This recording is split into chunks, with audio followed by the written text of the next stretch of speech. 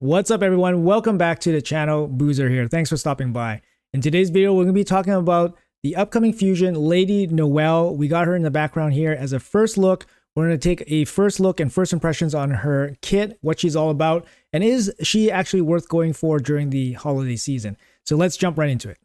All right, so first things first, let's see what Plarium has to say about Lady Noelle themselves. So first, the fusion is going to start on a Monday, which is a little bit interesting. They've recently been starting some fusions around Monday as well.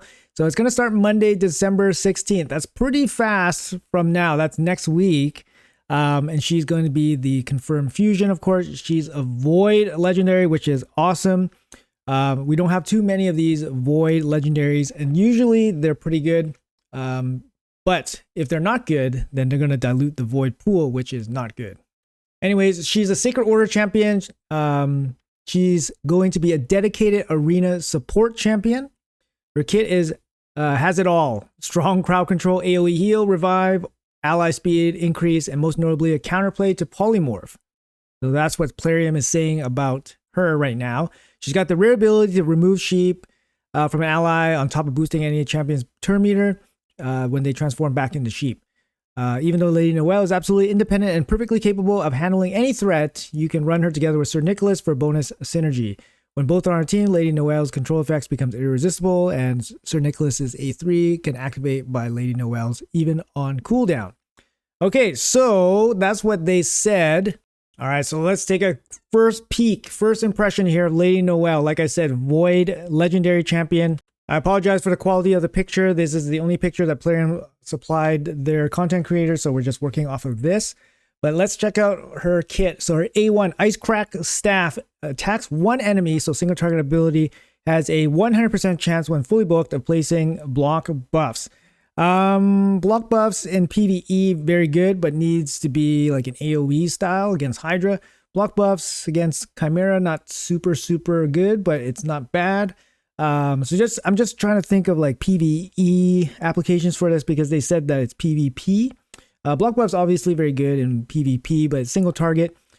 Secondary effect of the A1 also decreased the target's turn meter by 20% if they are under freeze. So that's a little bit of a drag, right? It can decrease turn meter if they're under freeze. So, A1 certainly doesn't look too exciting. These effects cannot be resisted if Sir Nicholas is on the same team.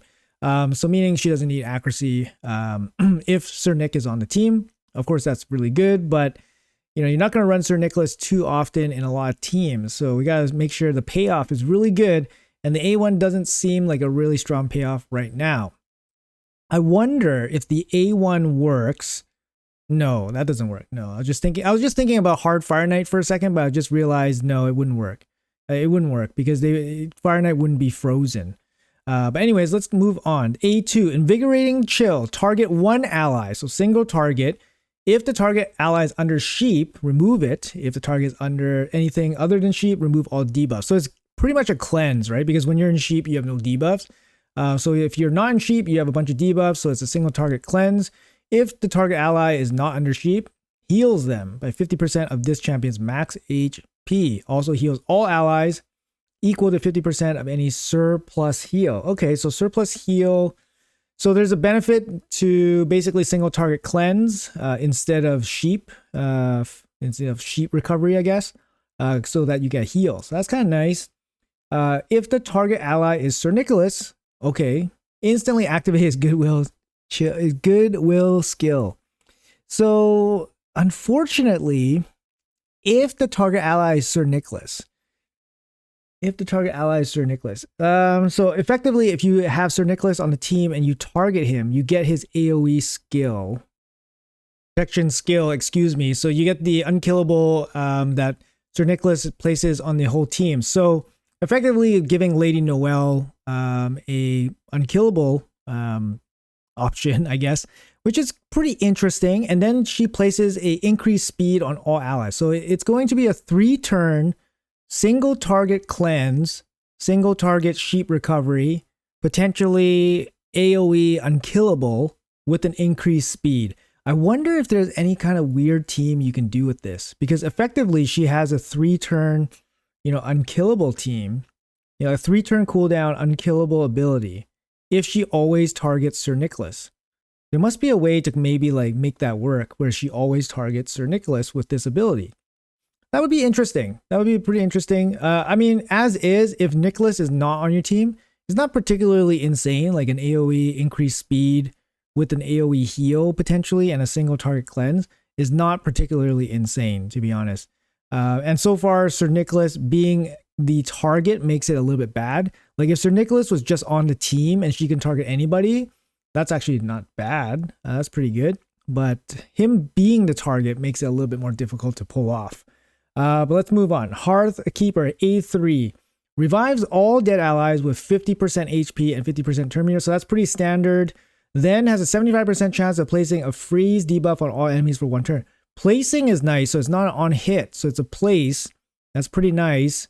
Will place the freeze debuff even if there are no dead allies. So you can use it as a place freeze even if you don't need to revive. That's good. If Sir Nicholas is on the team, then it's irresistible. 3 turn cooldown. Oh wow, 3 turn cooldown. 3 turn cooldown AoE revive. That is real nice. 3 turn cooldown AoE revive with the place freeze. That's really nice. Is that a first? Most of these type of team revives is 4 turn cooldown. I think that's the standard. But this 3 turn cooldown is actually really, really insane. It's actually a little bit on the special side. Place freeze. This could mess up like any kind of AI presets and stuff like that because she's going to use the place freeze. I like that it gives her some versatility, so you can go AoE freeze instead of just, you know, holding on to revive, for example. Like, just an example, like Duchess, for example, like she has to hold on to revive. She can't just place continuous heals on everybody. But yeah, Lady Noelle, this move is actually really good, to be honest.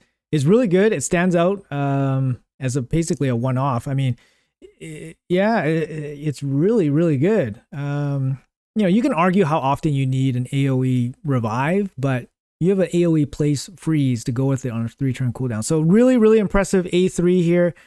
What's her passive going to be? Cryomantic Queen. Decreases the speed of enemies under freeze by 10%. So 10% is a pretty small debuff. Usually decreased speed is the big decreased speed, right? It's significantly more than this.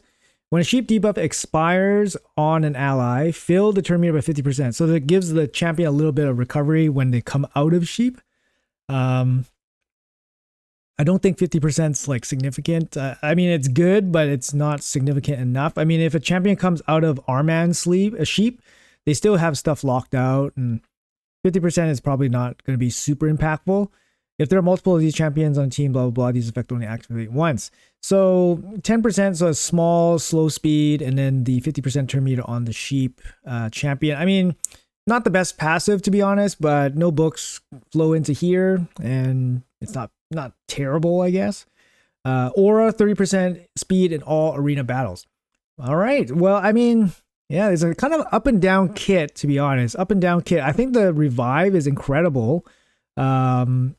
Revive is definitely incredible. She can place the freeze. Maybe she opens with the freeze, and then she'll have frozen targets to use the A1 on, I guess.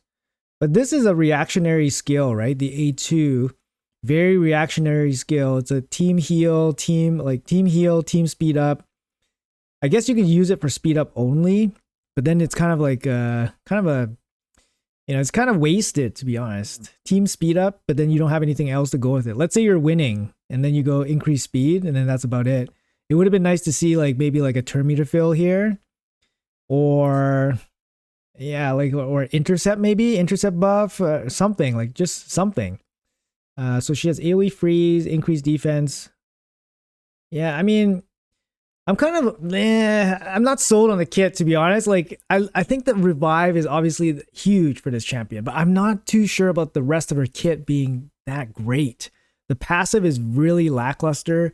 The A1 seemingly is very lackluster too, and the A2, while decent, is not insane, to be honest. It's very reactionary. I mean, you're placing increased speed on your whole team, but it's very reactionary.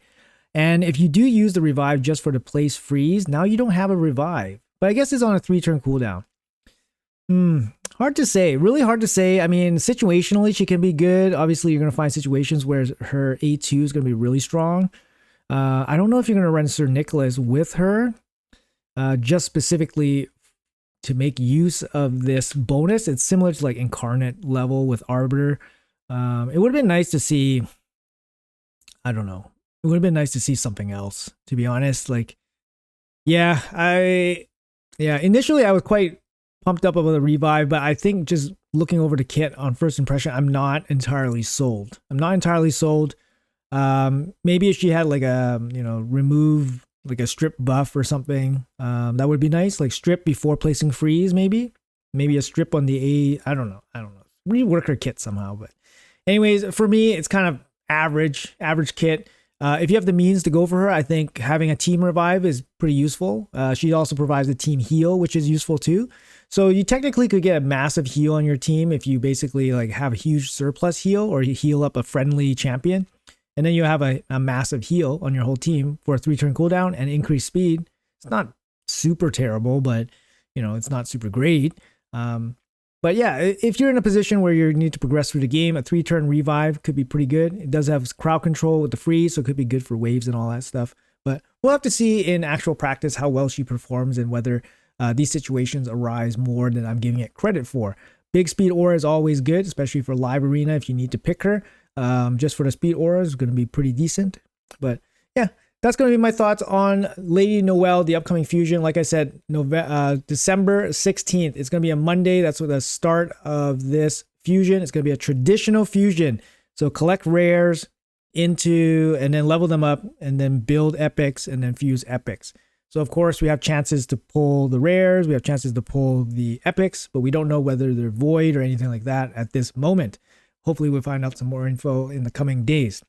Anyways, guys, that's going to be it for the video. Hopefully you guys enjoyed the little breakdown, first impression here. Let me know in the comments below what you guys think. I think she's going to get a mixed reaction here, probably more negative than positive, to be honest. And plus it's the holidays, so people are probably less likely to want to do something that's too time intensive, of course. But anyways, guys, let me know in the comments below what you guys think. Thank you guys so much for watching. Appreciate your time, and I'll see you guys in the next video.